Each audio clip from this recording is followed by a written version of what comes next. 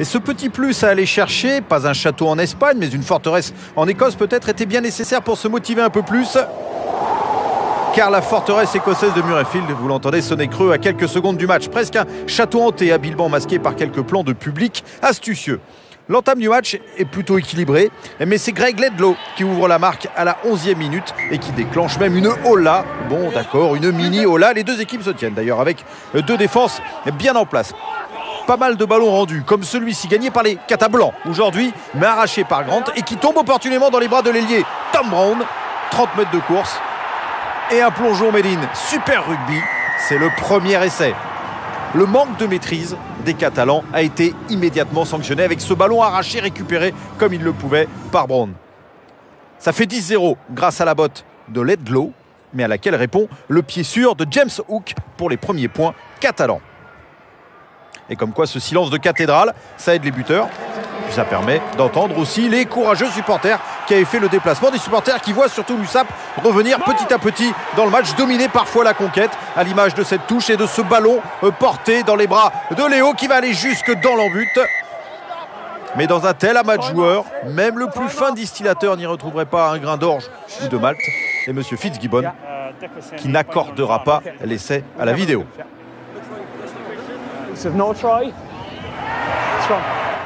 Pendant 10 minutes, l'USAP a monopolisé le ballon, mais sans prendre de points.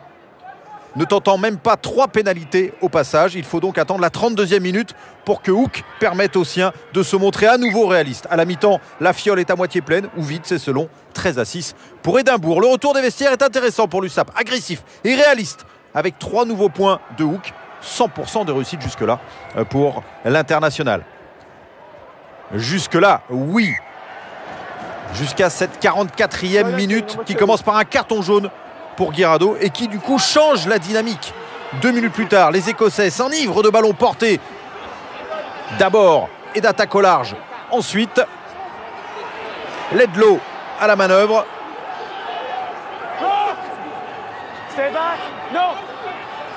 Le relais de Tonks avec Fif et Duprez, le 3e ligne, qui renverse tout sur son passage.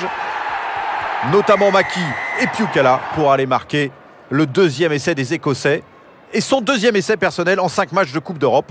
Ça fait 20-9 avec la transformation. Valeureux, les Catalans repartent à l'assaut en portant les ballons. Mais cette action est symbolique. 20 phases de jeu pour finalement pas un seul mètre gagné et un ballon rendu.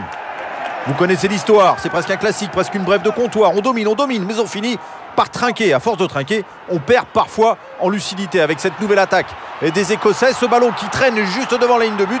Personne pour le récupérer, personne si ce n'est un Écossais. Cet essai sera accordé à la vidéo, à Fif, et cela fait maintenant 27-9. Et on dira après ça que les Écossais qui ramassent tout ce qui traîne, c'est une légende.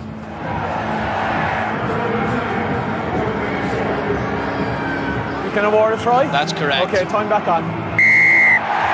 Et les malheurs catalans continuent. Dans la foulée, ils vont perdre leurs 2 deuxièmes lignes dans la même minute. Villaseca, qui avait déjà remplacé Vamaina, et Charteris, avec derrière Pérez et Léo en 2e ligne. Et à ce point-là, on se dit qu'il faut boire pour oublier. Mais non, les Catalans au contraire attaquent. Sous les coups, ils s'accrochent et c'est finalement Maxime Delonca qui fait sauter le bouchon de la défense écossaise et inscrit l'essai catalan qui sera finalement accordé à la vidéo.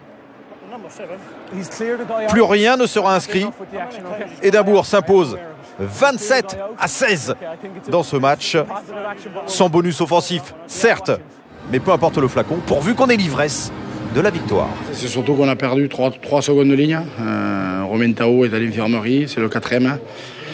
J'avouerai qu'au-delà du résultat aujourd'hui et du match de samedi prochain, de dimanche prochain de Gloucester, on est bien sûr tourné sur le championnat et aujourd'hui on est vraiment en danger sur ce pot. Déjà qu'on a 8 internationaux qui doivent partir pour le tournoi Destination. Voilà, aujourd'hui, certaines blessures comme celle de Guillaume Villaseca nous mettent beaucoup de soucis et d'appréhension pour la suite.